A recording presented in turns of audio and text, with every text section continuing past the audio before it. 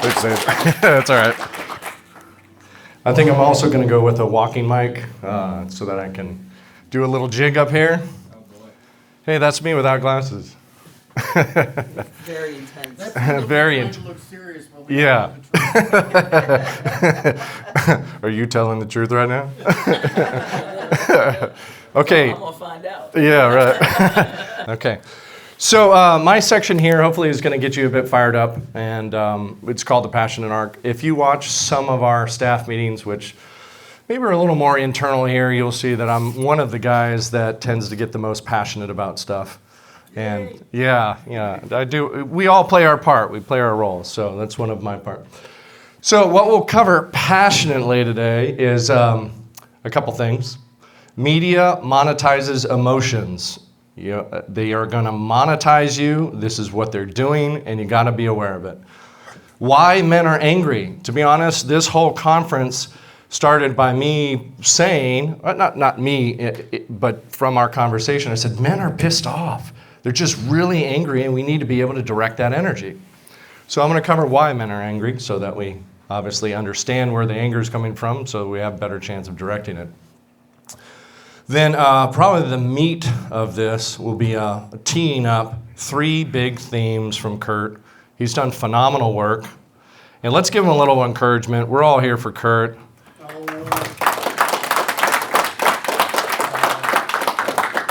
So my luck this morning is I'm going to highlight 3 of his big themes that he's uncovered.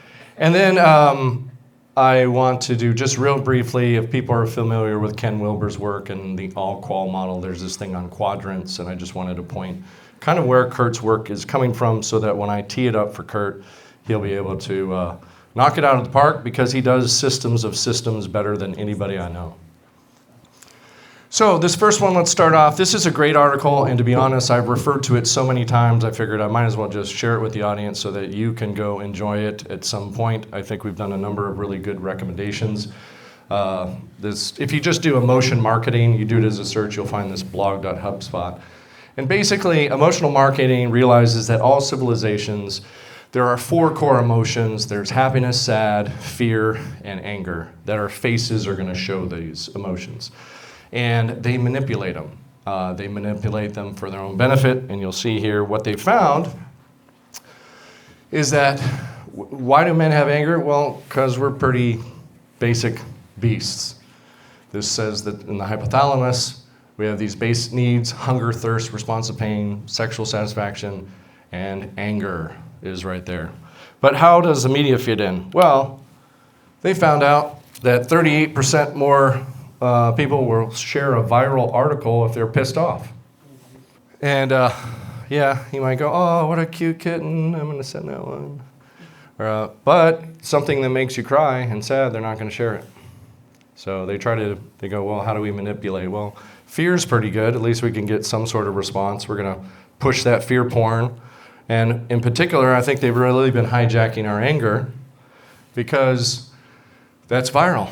And you'll find out in my other presentation a little bit more of why they use this. It creates this polarization. It keeps us polarized. You don't give them a solution because you want people divided. So anger and disgust in particular from this article talks about how it makes us stubborn. No, I'm right. You're wrong. And then this no justice, no peace. If you can keep the people in that space, you keep them divided, then obviously they're upset and angry, but you don't allow there to be a resolution to the conflict, then you can keep people eating at each other. Michael brought this up a bit. This is Jaak Pansep with Effective Neuroscience. He did a study and for the affective neuroscience. So this is the study of the brain and the pathways. He found out that we have 7 primal pathways.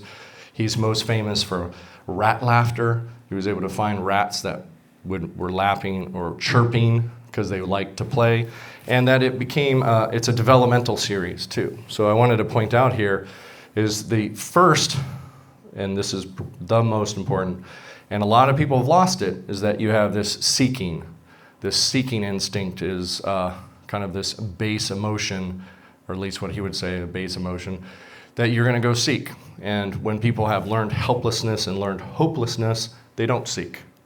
So the first thing is you got to make sure that your seeking is online. Part of the reason we're here is we're seeking solutions, so we're here for that.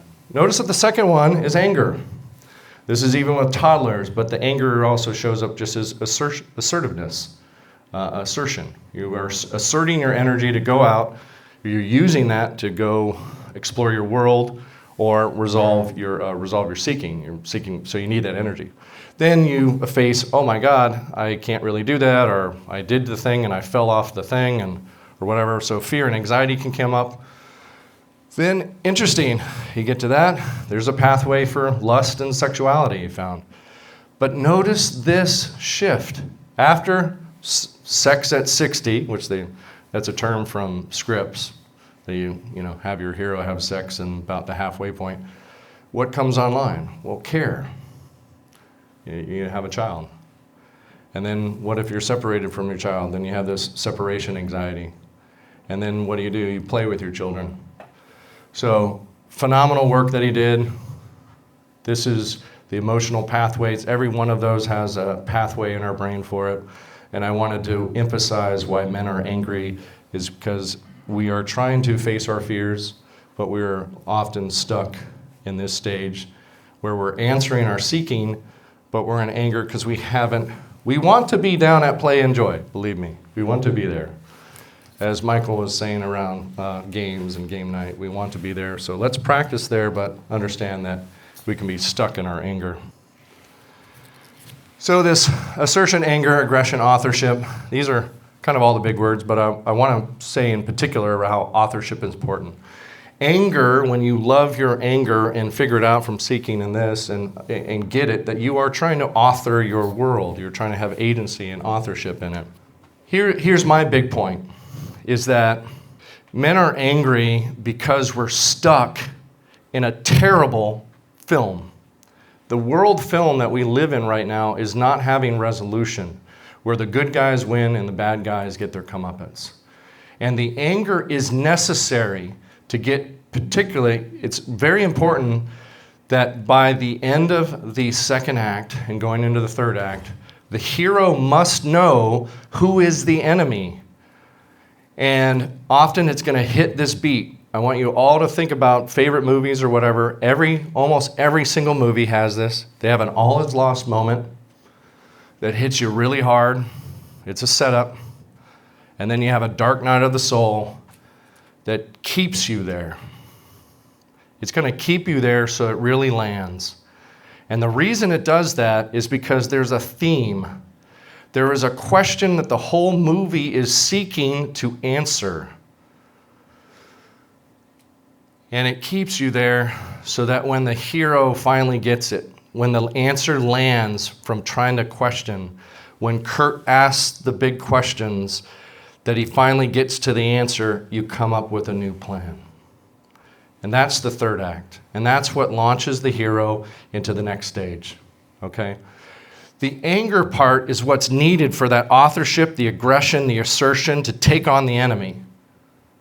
And that's where you start to find out or come up with new ideas of how do we get the good guys to win and how do we get the bad guys to get their comeuppance. The upset for most men is that they just want to leave the movie theater because the movie sucks. It's been this way for far too long, is what they're thinking. So let's go a bit into this All is Lost and Dark Night of the Soul. Some of these are really important. So that All is Lost, again, it is not just a lesson. It is the lesson of the movie that they're supposed to learn at that All is Lost beat. Hopefully we're learning here that the All is Lost is we're going to learn multiple lessons from multiple themes. Dark Night is that reaction phase. Here's a big thing, despair. And this is for my friend Will. He had me watch, we watched this Gurren Lagann film, and it had this section that was just repeated over and over about ultimate despair. And one of the characters was like, never give in to that ultimate despair, because that's where the enemy wants you to hang out. They want you to stay in ultimate despair, because for that you just give up and you won't fight. Anyway, something ends at this All is Lost. There's a physical or metaphorical death.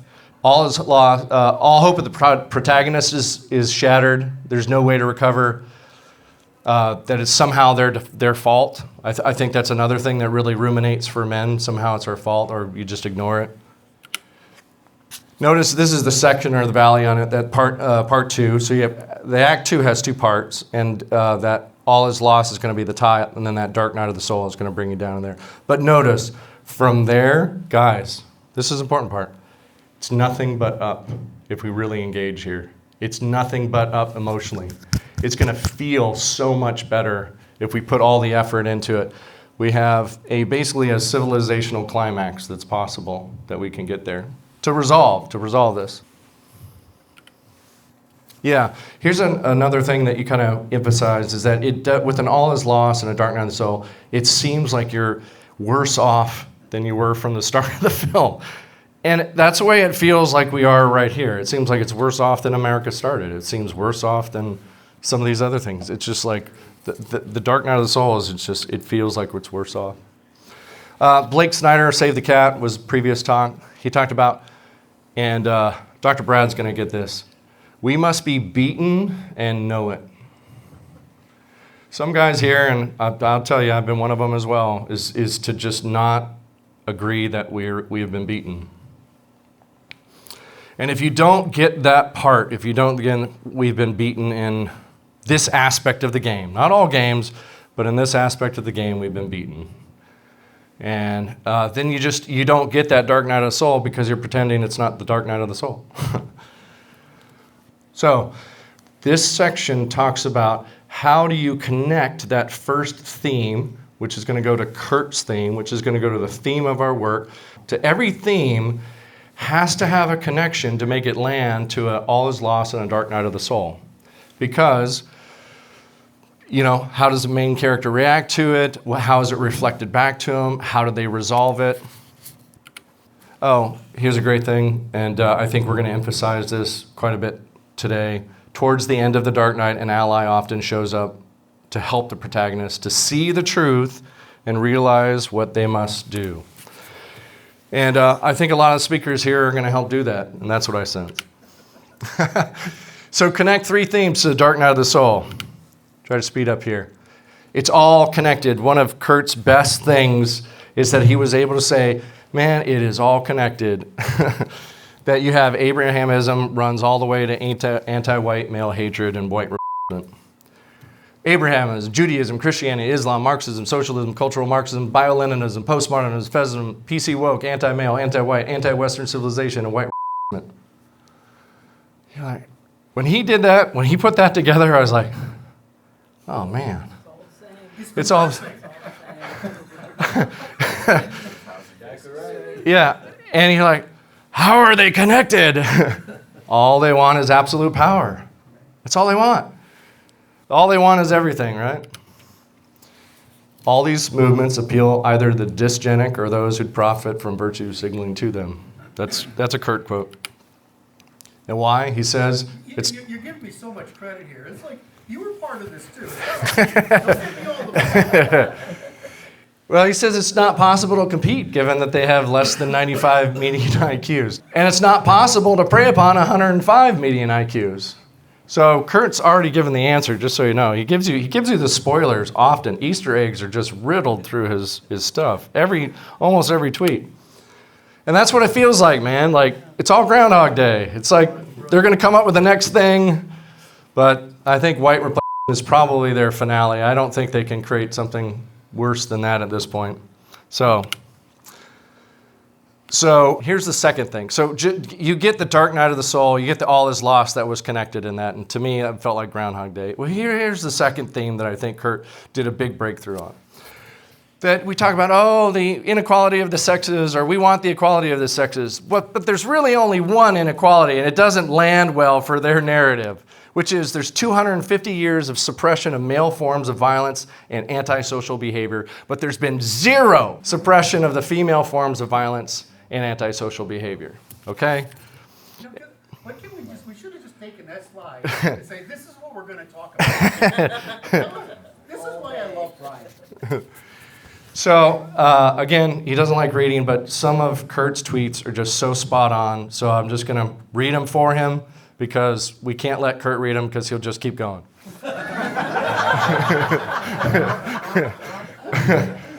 As far as I can tell, education, mindfulness training, outlawing female antisocial behavior as thoroughly as we have male, and either a separate house for women or limiting women to married mothers or of four, or pulling women from the voting rolls is required. The latter. Our organization has done the work to equally constrain female antisocial behavior as we have male antisocial behavior. It's law. It will work. And it applies to all, whether male or female.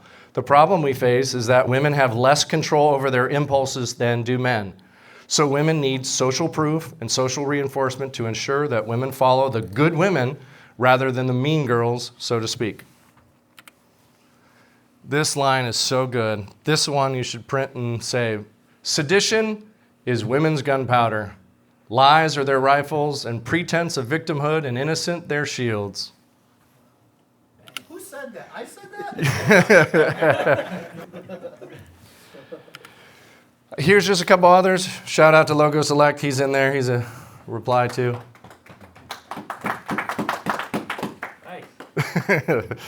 Just all you have to do is search Curt's tweet, put in antisocial behavior, and you'll find some gems in there. I'll tell you, I can't keep reading them up here. So that was two. Two was suppressing female forms of antisocial behavior. It's a big theme. I want you to think, what would the dark night of the soul, the all is lost, dark night of the soul be? What would that look like? What would the character have to get to connect that theme to then energize that third act push? What allies could come in to help get through that bump when you're like, hey, I'm overwhelmed by this, or we're overwhelmed by this, and we're stuck in this dark night of the soul. We'd like to get out, please. 3, it's impossible to share power with those who want absolute power and no responsibility to boot. Trying to integrate women into the economy and polity without success is theme number 3. So, as Machiavelli, the Romans, and the Spartans have warned us, inclusion of women in politics, like universal enfranchisement, simply poisons the well of responsibility upon which all civilizations depend for their persistence. As such, the only solution to the inclusion of women, given the pervasively demonstrated female instinct for irresponsibility for her own thoughts, emotions, expressions, her equation of dislike with falsehood, and her approval with truth, her prioritization of emotions over outcomes, her obsessive fantasizing, magical thinking, hyper-attention seeking, hyper-consumption seeking, hypergamy seeking, by extraction from others, namely men, rather than her own making or voluntary exchanges, and to obtain her impulsivity by undermining manipulation, seductions, false promises, and social construction, requires the equal suppression of all those behaviors to cause her behavior in social, economic, and political matters to be as reciprocal, meritocratic, and free of fraud as that we demand of men in exchange for the political participation. Thank you, Curt. You make me sound smart. To do so requires restoration of the common law to regulate women's behavior as equally as we regulated men's, and to include women into the franchise by giving them their own house, given their uncontrollable predilection for advocating and facilitating the responsibility in women as well as men, that the men of the West have spent 5 millennia gradually expanding such that the privileges women have are those that men have produced by such disciplined means over those millennia. That there is a huge Curt tweet thread that you should save. So the last thing I want to finish, and we'll hand it over, is the section I said systems of systems. And I mentioned Ken Wilber. If you look in that bottom right corner, that is the exterior collective. And I think Curt just dances around in here like a magi. What are the guys that say YMCA? One of those guys?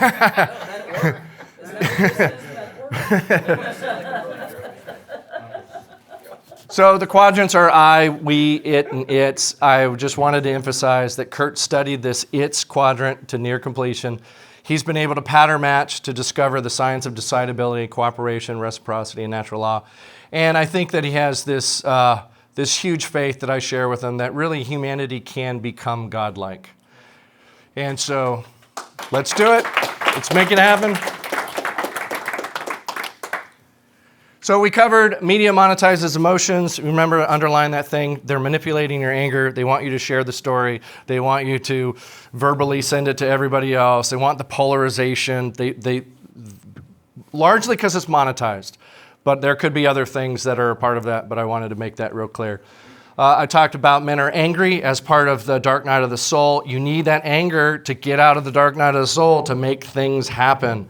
That being said, we need to direct our energies, our anger, towards authorship of creating outcomes where the good guys win and the bad guys get their comeuppance.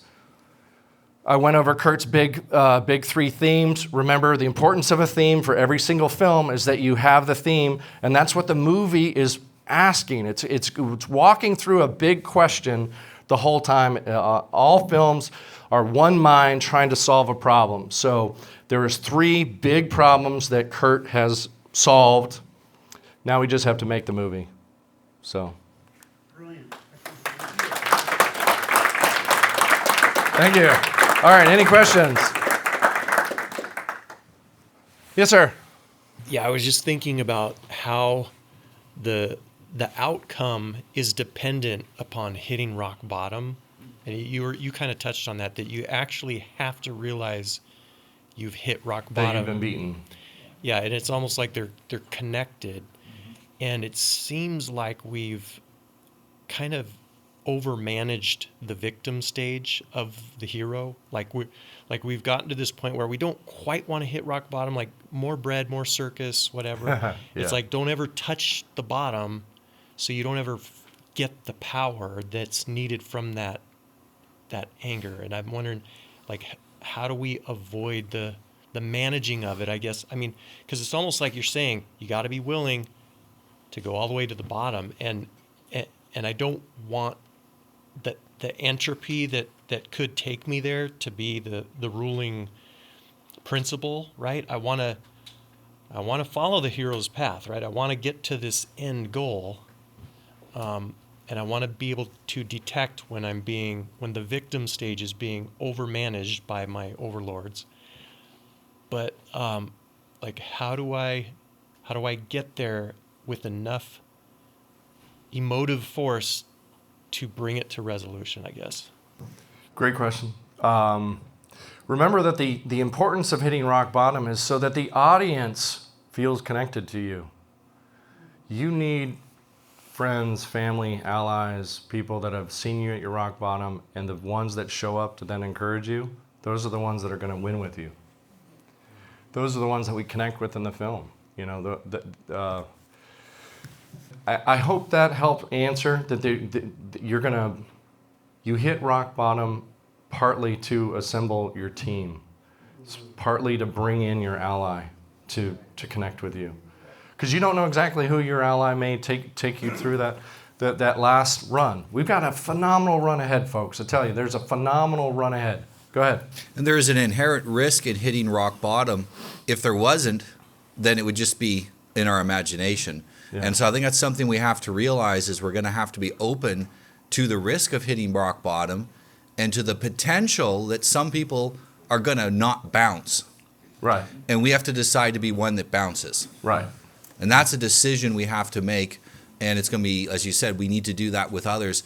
And I think for a lot of us, the left inherently herds together. We inherently separate and work on our own. Right. And this is what forces us to align and cooperate and work together. They do this with soldiers to get them to cooperate and work together. They put them into a position of extreme exhaustion where they hit bottom, and the only way they can make it is to cooperate. Right. It's an extremely important part of our journey. Yeah. Great. If like one thing I've often focused on is like how strife is actually good. Like I kind of missed the early beginning portion of. No questions for you. Yeah. but one of the things I noticed, if the people who are trying to undermine Western civilization, if they had found a way to master, like just keeping us in a state of comfort, that actually would have been our doom, our end, essentially. Because I've often believed that strife is good for people. like the suffering, the misery that you experience and your hardships, it brings you to a point of not only being able to care for others, but it helps you to appreciate when you finally lift yourself out of those things. Yeah. And Did you get me, catch me when I was all verklempt and talked about ultimate despair? Did you catch that part? I missed that part. Go back and catch the video, man. It was a heavy beat, bro. It was a heavy beat. Right. That's the general theme of Nassim Taleb's work, is that besides the fact he blocks me because I called him out on some IQ shit, but the general theme of Nassim Taleb's work is that you need to subject people to stress in order for them to develop strong. And he brings this example across, what is his series called? Anti-fragile. Yeah, I mean, the whole freaking series, right? What? Yes. So, and so he covers this whole series. But so the problem of pandering to our children, which is protecting them, is actually hurting them. Yeah. And now, so the thing I wanted to say differently is it's not suffering. It's right. Suffering is, if you've reached the point of suffering, it's not stress, it's suffering. Right? There's no need for people to suffer to grow. There's only a need to strive to grow. And so it's like your same thing. I mean, anybody lift weights in here and you see the difference in your bone structure over a long enough period? I'm all fat and old now, but I did once do that. But, so it really makes a big difference. And so I just want to add in there there's a little bit of Christian dogma in the suffering part that I'm not really fond of. Yeah. And I'd like to keep it in the positive side, which is the Greek heroic tradition of testing yourself against others, not because you need to win. Like, remember their races? Everybody participated in the race. It didn't matter the run, that you all tried. Yeah. Right? And so it's the whole thing. And so my problem with education, of course, comes down to reducing that one issue, which is we're sheltering children, which is we're killing them. Yeah. Great. Thank you very much.